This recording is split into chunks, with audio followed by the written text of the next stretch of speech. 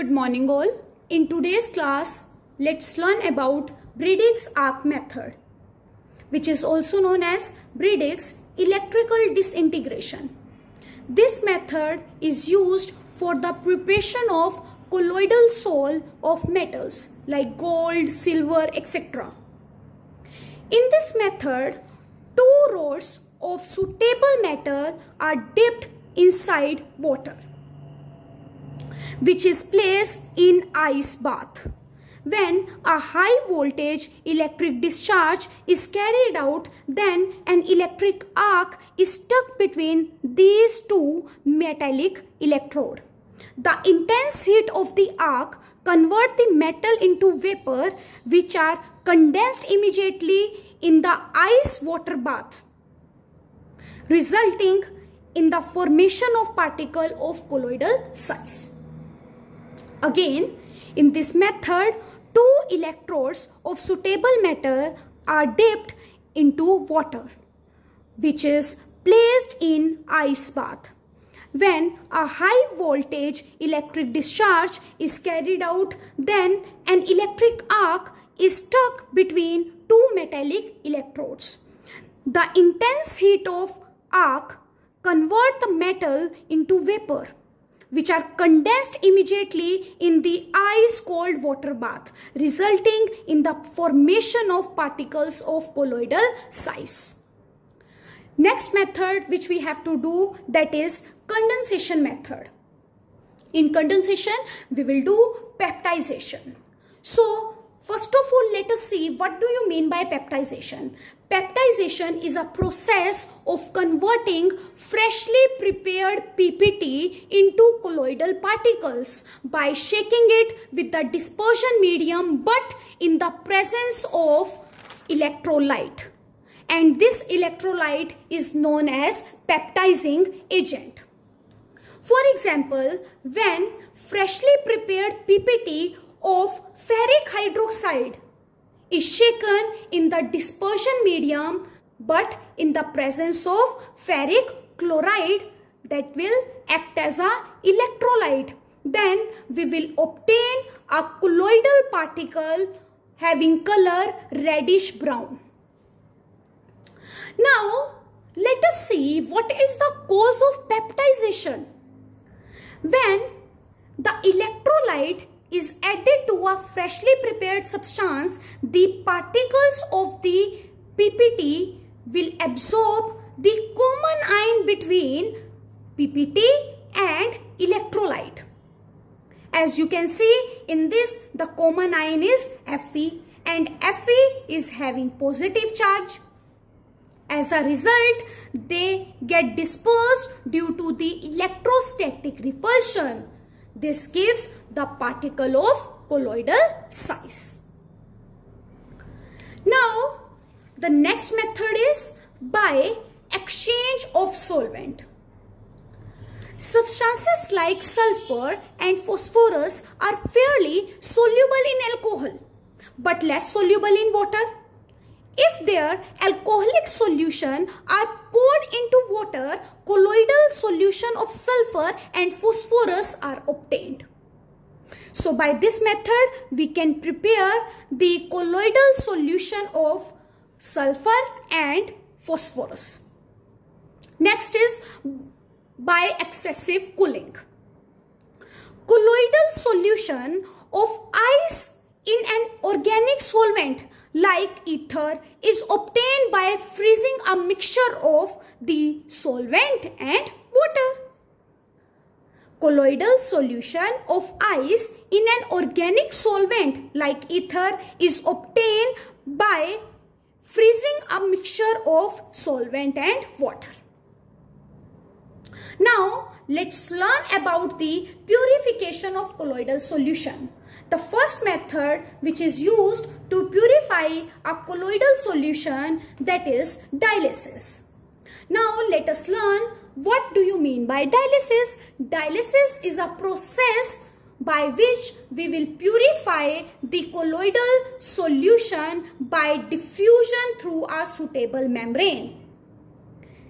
So, as you know, a impure colloidal solution will contain crystalloid also and pure colloidal particles also.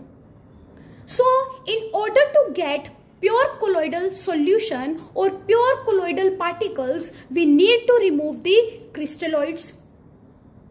So for this, in this method we will use a membrane. And as you all know, due to the small size of crystalloids, the crystalloid will pass through the membrane, but colloids cannot pass through the membrane. So in this method, first of all, we will take the impure colloidal solution in the animal membrane and dip it inside a beaker containing water. In this beaker, from here the water will come and from here the water will go out. Now, after some time, the crystalloid will go or will pass out from the impure colloidal solution, leaving behind pure colloidal solution in the membrane. The distilled water is changed frequently to avoid the accumulation of crystals, as otherwise they may start diffusing back into the bag. And this process is used in the purification of blood. If the same process we will carry out in the presence of electric field, then this process is known as electrodialysis.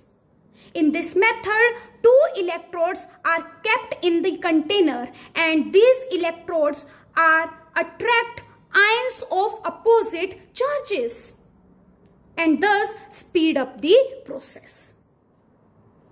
Next method is ultrafiltration. In this, we will decrease the pore size of ordinary filter paper. See, in the ultrafiltration, we will use the ordinary filter paper, but by decreasing the pore size of ordinary filter paper. Why we need to decrease the size of pores of ordinary filter paper? Because from the ordinary filter paper, crystalloids plus colloidal particles can pass out easily. So, in order to get the pure colloidal particles, we need to reduce the pore size of ordinary filter paper. So, we can decrease the size of ordinary filter paper by rubbing gelatin or wax, or we can apply colloidal solution. Now, what is this? It is a 4% solution of nitrocellulose in a mixture of alcohol and ether. Then we will dip in the formaldehyde solution and then finally we will dry it. Due to this treatment, the pore size of the filter paper will reduce. And in this process, the sol, when the impure sol is poured over the filter paper, after some time, all the crystalloid in solution will pass out, leaving behind pure colloidal particles in the ultrafilter paper. Next is ultracentrifugation.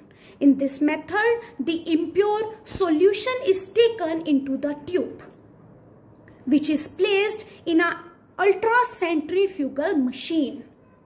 In this machine, the tube is rotated at a very high speed. As a result, the colloidal particles settle down at the bottom of the tube. Why they will settle down? Because they are heavier than crystalloids. Whereas the crystalloid and the other soluble impurities remain in the solution. Then the solution is decanted off and the colloidal particles are remixed with the dispersion medium to give a pure colloidal sol. Now let's understand our next topic, that is properties of colloidal solution.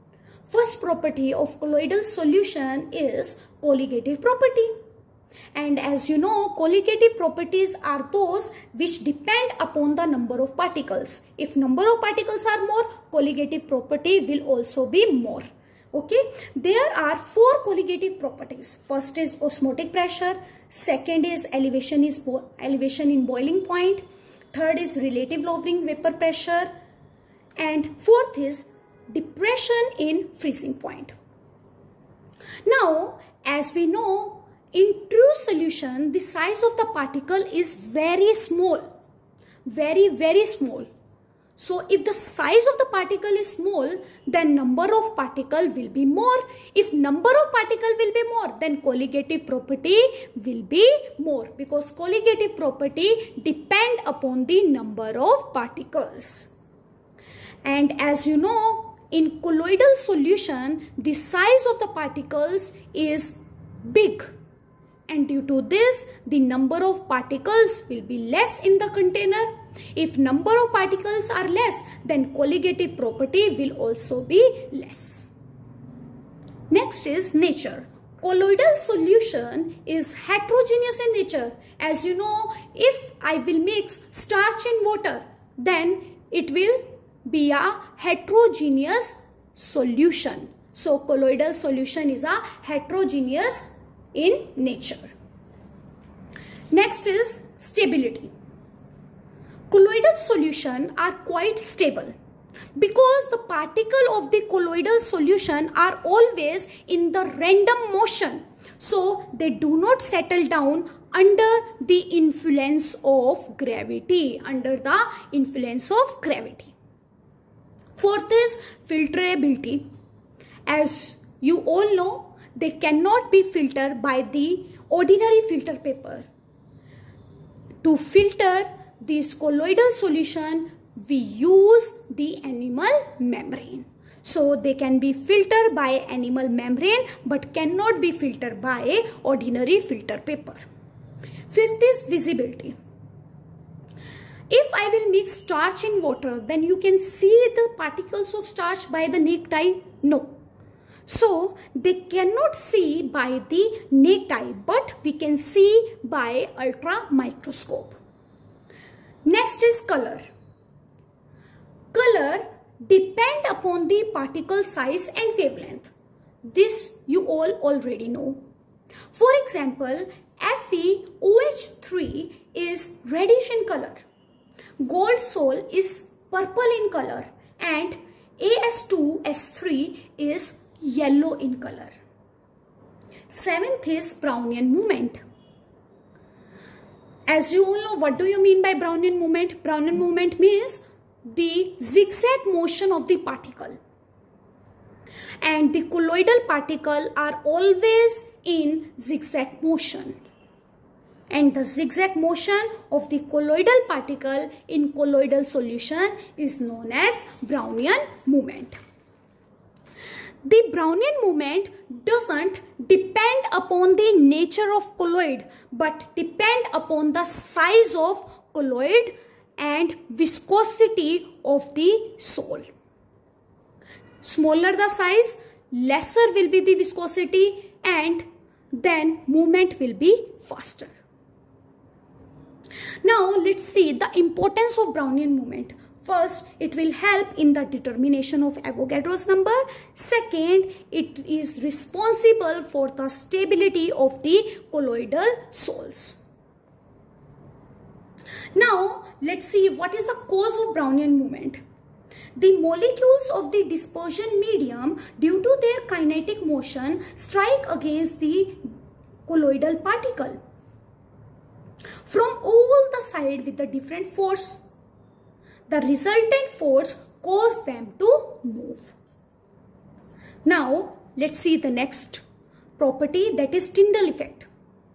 As you all know, what do you mean by Tyndall effect? Is the scattering of light by the colloidal particle present in the colloidal solution. Now, let's see the application. It is used to distinguish between the colloidal solution and true solution, because true solution will not scatter the light, whereas colloidal solution will scatter the light. Next is blue color of the sky or sea water is due to the Tyndall effect. Third, in cinema hall, path of the light coming from the projector became visible. I hope you have understood today's topic. So that's all for today. Have a nice day ahead.